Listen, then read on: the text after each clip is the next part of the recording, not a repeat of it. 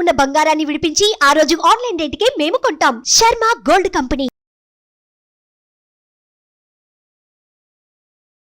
నమస్కారం, సుమన్ టీవీకి స్వాగతం. ఈ జూలై మాసంలో నవగ్రహాల స్థితిగతులు ఏ రకంగా ఉన్నాయి, ద్వాదశ రాశుల వారికి ఎటువంటి ఫలితాలని అందిస్తున్నాయి, మరి ఎటువంటి పరిహారాన్ని పాటించుకోవాలి, ఈ విషయాన్ని తెలియజేసేందుకు మనతో పాటు ఉన్నారు ప్రముఖ ఆస్ట్రాలజిస్ట్, వేదిక వాస్తు నిపుణులు, శ్రీ విద్యా ఉపాసకురాలు శ్రీమతి జయప్రద గారు. అమ్మ నమస్కారం. నమస్తే అమ్మ, శ్రీమాత్రి నమః. అమ్మ, ఈ జూలై మాసంలో ద్వాదశ రాశుల వారికి ఏ రకంగా ఉండబోతుందో తెలియజేసే ముందు నవగ్రహాల స్థితిగతులు ఈ జూలై మాసంలో ఏ రకంగా ఉన్నాయో చెప్తారా? గోచార ఫలితాలు అనేది ఎప్పుడు కొన్ని ఏంటంటే మనకి వచ్చే శాతంలో 20% పనిచేస్తాయి.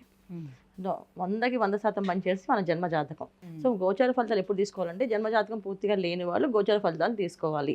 జన్మజాతకం ఉన్నవాళ్ళు గోచార ఫలితాలను ఎలా తీసుకోవాలి అంటే వాళ్ళకి ఇప్పుడు దశలు నడుస్తుంటే ఆ దశలో గోచారంలో నడిచే గ్రహాల వల్ల వచ్చే ఇబ్బందులు ఏమైనా ఉన్నాయా, ఈ దశకి ఆ దశకి రిలేట్ అవుతుందా, అయితే ఒకవేళ వచ్చే ఇబ్బందులు ఇవి ఇంపార్టెంట్ అనమాట. సో గురు దశ నడుస్తూ ఉంది. సో గురువు ఎక్కువ ఉన్నారు, మనకి వృషభంలో ఉన్నారు. గోచారంలో వృషభంలో గురువు ఉన్నాడు. వృషభంలో గురువు వాళ్ళ జాతకంలో ఎక్కడ ఆ స్థానం అది వాళ్ళకి ఏమైంది, సో వాళ్ళ జాతకంలో గురువు యోగిస్తున్నాడా, ఇబ్బంది పెడుతున్నాడా అనేది చెక్ చేసుకుంటే వృషభ రాశి వాళ్ళకి అందరికీ కూడా ఏంటంటే డబ్బులు టైట్ అవుతాయి, ఇబ్బంది పడుతూ ఉంటారు. సో డబ్బులు ఎంత వచ్చినా కొంతమంది నిలబడవు, కొంతమంది రావడం టైట్గా ఉంటాయి. సో ఇది జరుగుతున్న ప్రస్తుతం ఉన్న గోచార ఫలితాల్లో గురువు అక్కడ ఉండడం వల్ల, వృషభంలో ఉండడం వల్ల. సో వృషభం రాశి వాళ్ళకి ఉంటుంది, అలాగే మళ్ళీ అక్కడి నుంచి తులారాశిలో చూసిన వాళ్ళకు కూడా ఈ ఇబ్బంది ఖచ్చితంగా ఉంటుంది. వృషభ రాశికి ప్లస్ తులారాశికి అధిపతి శుక్రుడు, ఆయన శుభ ఫలితాలు ఇచ్చే ప్లేస్ గురువు ఉండడం వల్ల గురువుకు శుభగ్రహమే, శుక్రుడు కూడా శుభగ్రహమే. శుభగ్రహాలు అయినప్పుడు కూడా ఈయన దైత్యులకి గురువు, ఈయన దేవతలకి గురువు. సో రెండు కూడా యాంటీ కాంబినేషన్ అంటాం. 3వ నెంబర్ కింద గురువుని సూచిస్తే 6వ నెంబర్ కింద శుక్రుడిని సూచిస్తాం. సో ఎప్పుడైతే వృషభంలో ఎప్పుడైతే ఉన్నారో ఆయన, వృషభ రాశి వాళ్ళకి మనీ సర్క్యులేషన్స్ టైట్గానే ఉంటాయి, అలాగే తులారాశి వాళ్ళకు కూడా మనీ వచ్చినట్టు ఖర్చయిపోతూ ఉంటాయి. తర్వాత వచ్చేసి శని భగవానుడు కుంభంలో ఉన్నాడు మనకి. సో కుంభం నుంచి ఆయన వక్రిస్తున్నాడు. ఈ జూన్ 30 నుంచి నవంబర్ 15 వరకు ఆయన వక్రస్థితిలో ఉన్నాడు ఆయన. సో వక్రస్థితిలో ఉండడం వల్ల దానివల్ల వచ్చే ఫలితాలు ఏంటి?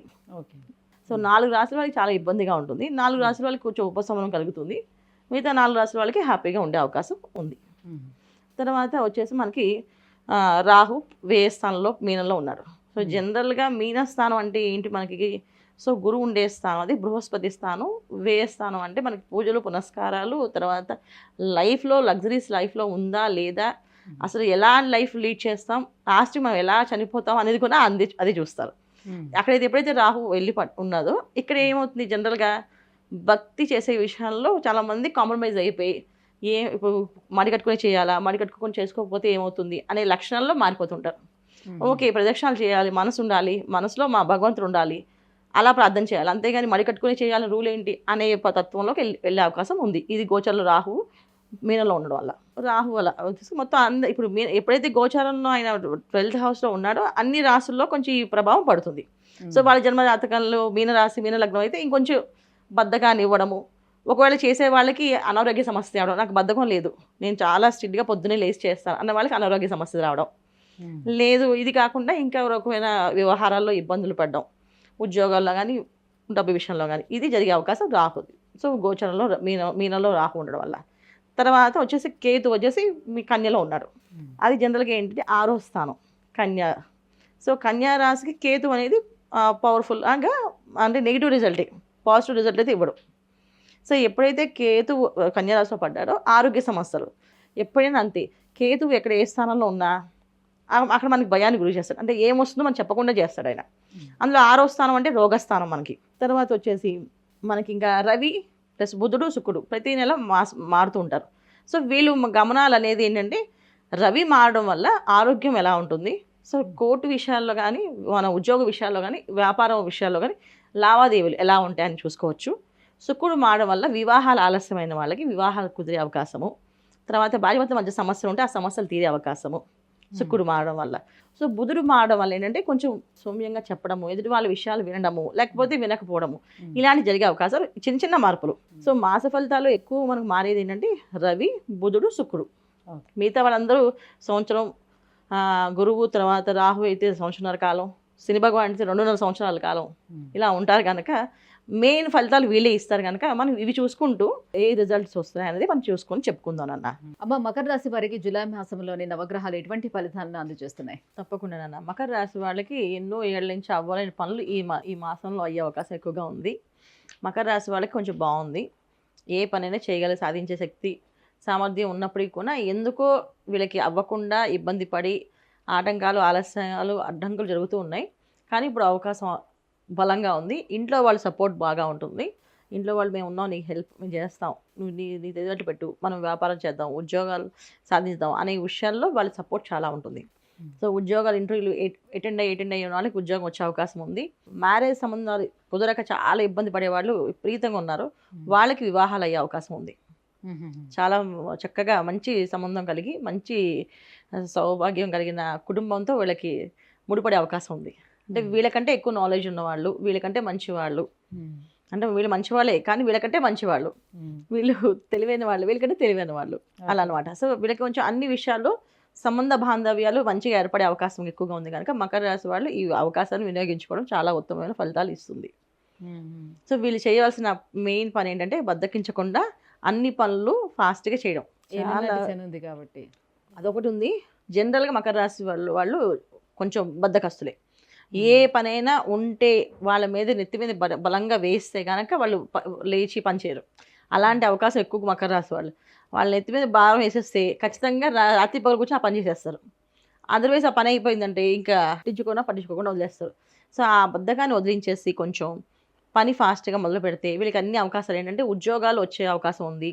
వ్యాపారాలు పెట్టుబడి దొరికే వ్యాపారస్తులు కానీ, అంటే లైఫ్ పార్ట్నర్స్ కానీ, జీవిత భాగస్వాములు కానీ, ఆర్థికపరమైన సపోర్ట్ చేసే మనుషులు కానీ వీళ్ళకి దొరికే అవకాశం ఎక్కువగా ఉంది. అంటే వీళ్ళ తెలివితేటలు ఉన్నాయి, డబ్బు లేదు, డబ్బు ఏర్పాటు చేసి మేము పెడతాను, తెలివితేటలు పెట్టాను చెప్పే అవకాశాలు ఉన్నాయి. దాన్ని వీళ్ళు సద్వినియోగం చేసుకోవాలి. టైంకి వెళ్ళడము, టైంకి వాళ్ళు చెప్పినవన్నీ వీళ్ళు చెప్పిన ప్లానింగ్స్ ప్రకారం చేయడము. సో చెప్పినప్పుడు ఒకటి తర్వాత ఇంకోటి చేస్తామంటే కుదరదు. కరెక్ట్గా ఏం చెప్పామో అది చేసే విధానంగా వీళ్ళు ప్లాన్ చేసుకోకుంటే కనుక వీళ్ళకి ఈ మాసం మంచి మంచి సత్ఫలితాలు వచ్చే అవకాశం ఎక్కువగా ఉంది. జనరల్లీ ఏ గ్రహాలు యోగిస్తున్నాయి వీళ్ళకి ఈ మాసం? తప్పకుండా వీళ్ళకి మామూలుగా ఏంటంటే మకర రాశి శని భగవాన్ అధిపతి. సో శని భగవానుడు అధిపతి ఉన్నప్పుడు తృతీయ స్థానంలో రాహు ఉన్నాడు, మీనంలో రాహు. జనరల్ శని భగవాన్ ఇచ్చే ఫలితాలు ఏవైతే ఉన్నాయో రాహుకుని ఇస్తాడు వీళ్ళకి.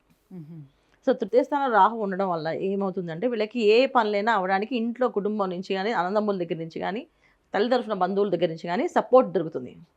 ఇంత మంచి ఐడియాస్ ఉన్నాయి వీళ్ళ దగ్గర, మనం దీన్ని పట్టుకొని దాన్ని ఉపయోగిస్తాం, మరి పని డబ్బు నేను పెడతాను, నువ్వు హెల్ప్ చేయి, నాకు మొత్తం కలిసి చేద్దాం అనే అవకాశం కానీ అలా అవకాశం ఎక్కువగా ఉంది. ఎందుకంటే రాహు అక్కడ ఉండడం వల్ల.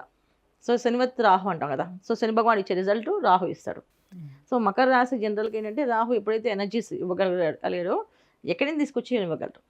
అది తృతీయ స్థానం పాపగ్రహాలు ఉండడం వల్ల యోగిస్తాయి ఎప్పుడు కూడా. తృతీయ స్థానం వీళ్ళకి, తృతీయ స్థానం మీనస్థానం పాపస్థానమే వీళ్ళకి తృతీయ స్థానం అయింది. కానీ దాంట్లో పాపస్థానం అయినప్పటికీ కూడా అక్కడ గురువు వెళ్ళి వృషభంలో ఉండడం వల్ల, పంచమ స్థానంలో ఉండడం వల్ల, ఇక్కడ రాహు ఉండడం వల్ల వీళ్ళకి ఏ పనైనా ఫాస్ట్గా అయ్యే అవకాశం ఎక్కువగా ఉంది. సో అడ్డంకులు తెచ్చడానికి గురువు పంచమ స్థానంలో వెళ్ళున్నాడు. సో మంత్రస్థానంలో ఆయన ఏ ఆటంకం పెట్టాడు. సో ఇంకొంచెం వీళ్ళు బాగా శ్రద్ధగా బద్ధకాన్ని వదిలేసి ముందుకు వెళ్ళగలిగితే ఇంకా గురువు పాజిటివ్ ఎనర్జీ ఇవ్వగలుగుతాడు వీళ్ళకి. దానివల్ల వీళ్ళకి మంచి ఫలితాలు వచ్చే అవకాశం ఉంది. చాలా ఉపయోగించుకొని చేయడం మంచిది. వీళ్ళు గణపతి ఆరాధన ఎక్కువగా చేయడం వల్ల వీళ్ళకి మైండ్ బాగా క్లారిటీగా ఏ విషయం చేయాలనేది వస్తుంది.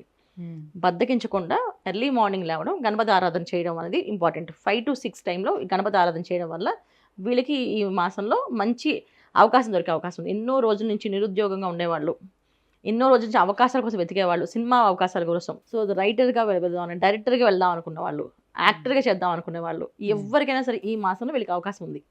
కానీ వీళ్ళు చేయాల్సిన పరిహారం ఏంటి? మార్నింగ్ 5 to 6 టైంలో గణపతి ఆరాధన చేయాలి. గణపతి మంత్రం ఏదో ఒకటి నచ్చిన మంత్రాన్ని తీసుకొని చదువుకుంటూ చేయడమే, లేదా గం గణపతే నమః అనుకుంటూ వీళ్ళు చేయడం వల్ల వీళ్ళకి అన్ని అవకాశాలు సద్వినియోగం అవుతుంది. వివాహం అవ్వలేని వాళ్ళకు కూడా వివాహం అయ్యే అవకాశం ఉంది, మంచి సంబంధం కలిగే అవకాశం ఉంది. అమ్మ, మకర రాశి వారికి జూలై మాసంలోని ఎటువంటి ఫలితాలు ఏర్పడే అవకాశం ఉంది? ఈ విషయాలను తెలియజేసినందుకు ధన్యవాదాలు. నమస్తే అమ్మ. శ్రీమాత్రే నమః.